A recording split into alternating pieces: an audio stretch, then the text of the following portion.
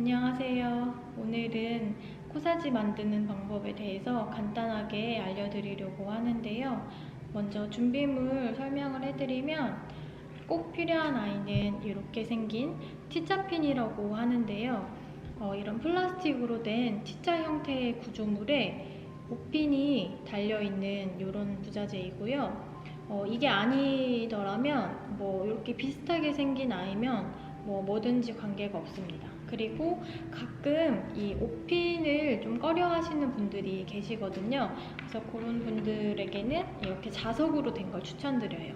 얘는 서로 이렇게 딱 자석으로 붙는 아이라서 이런 옷핀으로 이렇게 굳이 찌르지 않아도 되거든요. 가끔 조금 고가의 의류를 이렇게 대여를 하시는 분들이시거나 아니면 한복 하시는 어머니들은 옷핀 찌르는 거 조금 안 좋아하시더라고요. 그런 분들에게는 이런 자석을 추천드립니다. 이거는 고속터미널 부자재 시장에서 구입하실 수 있고요. 낱개로는 판매하지 않고 제가 알기로 이 T자핀도 수량이 꽤 많아요.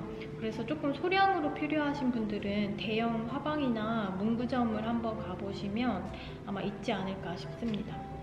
오늘은 간단하게 이렇게 방법만 알려드리는 거라서 제가 지금 남아있는 꽃으로 한번 보여드리려고 하는데요. 일단 코사지 같은 경우에는 꽃을 너무 많이 사용을 하시면 오히려 좀 부담스러워요. 보통 이 가슴 언저리에 이렇게 꽃을 많이 이제 달고 웨딩을 하시거나 아니면 특히 어버이날 같을 때 이 아이템을 활용을 하는데 얼굴이 일단 사람은 주가 돼야 되잖아요. 근데 꽃이 너무 부각되면 이게 좀 얼굴을 좀 해치는 경향이 있어가지고요. 예를 들어서 이 호접란 같은 경우에 컬러가 이렇게 다양한데요.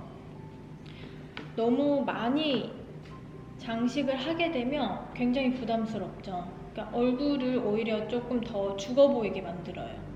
그래서 코사지 같은 경우에는 저는 조금 간결하게 만드는 걸 좋아해서 꽃 가지수도 한 3가지에서 4가지 정도? 그 이상 넘어가면 조금 지저분해지더라고요. 그래서 거기까지만 추천을 드리고요. 컬러 같은 경우에도 연령대가 조금 어리신 분들한테 이렇게 생 컬러는 조금 튀더라고요. 근데 또 반면에 우리 어머니 나이대 분들한테는 하얀색 꽃은 절대 하시면 안 되고요. 하얀색 뿐만 아니라 이런 미색 같은 꽃도 얘는 지금 거의 아이보리에 가까운 레몬색이거든요. 이런 컬러도 굉장히 밋밋해요.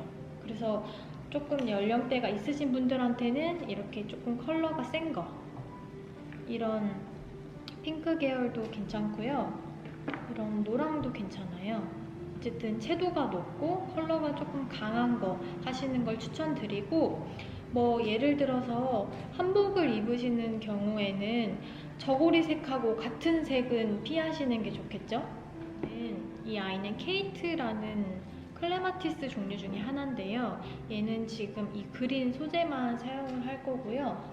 활짝 핀 케이트가 있어서 이 아이를 같이 사용을 할 겁니다. 너무 예쁘죠? 먼저 그린 소재랑 꽃, 그리고 이렇게 T자핀, 그리고 테이프까지 준비를 해주시고요. 이거는 방수 테이프인데요. 이게 없으시면 그냥 스카치 테이프 활용하셔도 괜찮아요.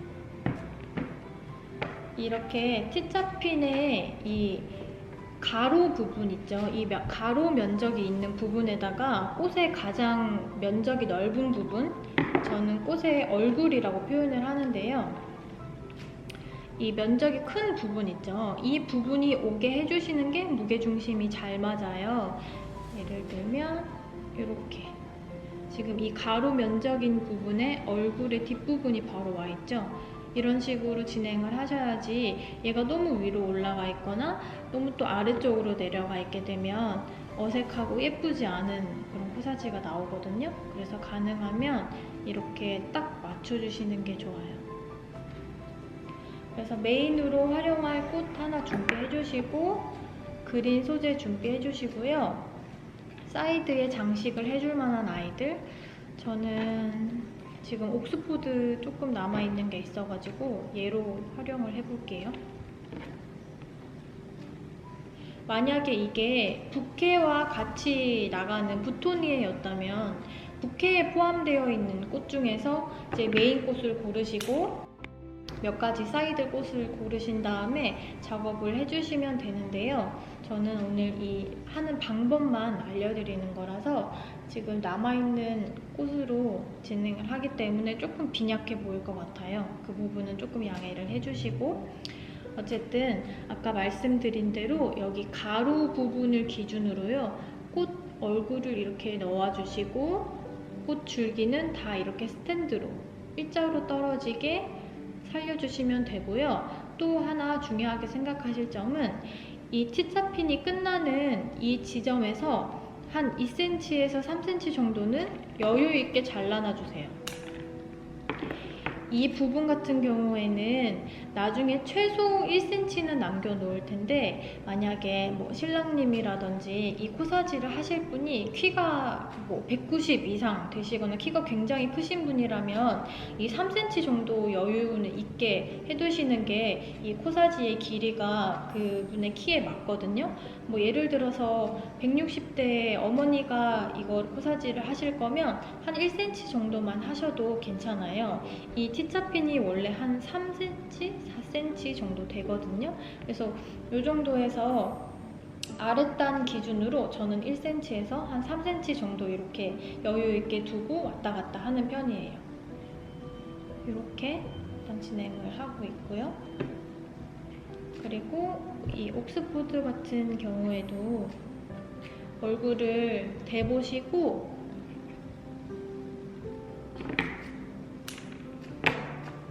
예쁜 위치를 찾아서 배치를 해주시면 돼요.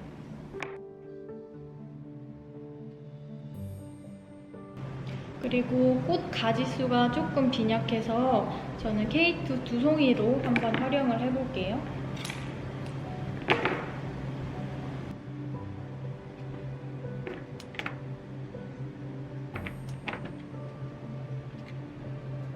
이렇게 보시면서 마음에 드는 형태를 잡아가시면서 꽃을 계속 쌓아주시면 되는데, 항상 꽃 줄기는 이렇게 일자로 떨어지게 해주셔야지 깔끔하고 예쁘게 나와요. 저는 이렇게 하고 테이프를 붙이겠습니다.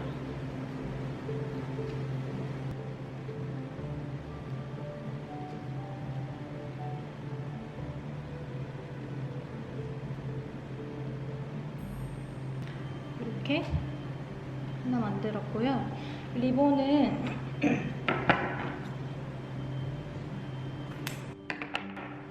리본은 저는 네이비색 리본 활용하는 거 좋아하는데 뭐 컬러는 상관없어요. 본인이 원하는 컬러 맞춰가지고 하시면 되고, 저는 왜 네이비색 하냐면 대부분 저희가 코사지를 만드는 경우는 부토니에가 나갈 때 코사지를 많이 하는데요.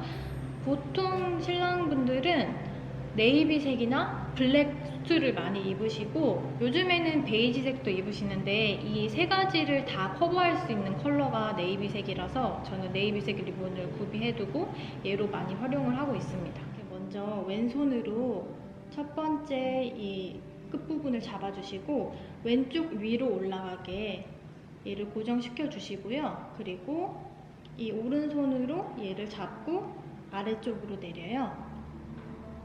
그리고 그럼 이런 형태가 되는데요. 여기에서 이 오른쪽 손으로 잡고 있는 리본을 다시 아래쪽으로 한 바퀴 내리면 이렇게 처음에 잡았던 이 리본이 이렇게 공중에 떠 있게 돼요. 혼자 얘가 지금 떠 있죠? 얘를 이렇게 남겨놔 주시고 나머지 오른손으로 잡고 있는 리본은 뱅글뱅글 돌아서 이렇게 내려가면 돼요. 그러면 이 처음에 잡았던 리본이랑 지금 뱅글뱅글 돌아서 내려온 리본이랑 이렇게 대각선으로 만나게 되거든요. 지금 보시면 이렇게 대각선이에요. 얘를 묶어주시면 돼요. 바로 이렇게 리본 매듭을 지어주셔도 되고요. 바로 리본 매듭 지으면 이런 식으로 일자로 떨어지거든요. 근데 이게 싫고 만약에 조금 더 디테일을 주고 싶다 하시면 한번 매듭 지어주시고 꼬아서 또 한번 매듭 지어주시면 돼요. 매듭 지어준 방향이랑 반대 방향으로 그냥 묶어주신다고 생각하시면 돼요. 그러면 이렇게 가로로 리본이 떨어지는데요. 얘를 손으로 잘 만져서 이렇게 대각선으로 보이게 해주시면 가장 예쁜 리본이 나옵니다. 제 기준이에요. 이 끝부분은 같은 방향으로 이렇게 사선으로 잘라주시고요. 이렇게 매듭을 지어서 이렇게 대각선으로 조금 디테일을 주고 나면 굳이 이렇게 고리가 있는 리본을 하지 않아도 조금 디테일은 들어가 보이지만 깔끔해 보이고 남자분들이 했을 때도 너무 귀여운 느낌이 없어가지고 저는 이 리본을 가장 선호합니다.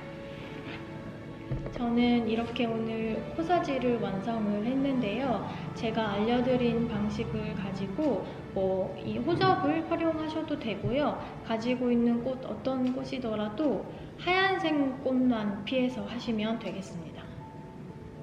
이런 컬러가 있는 꽃으로 해도 너무너무 예쁘겠죠?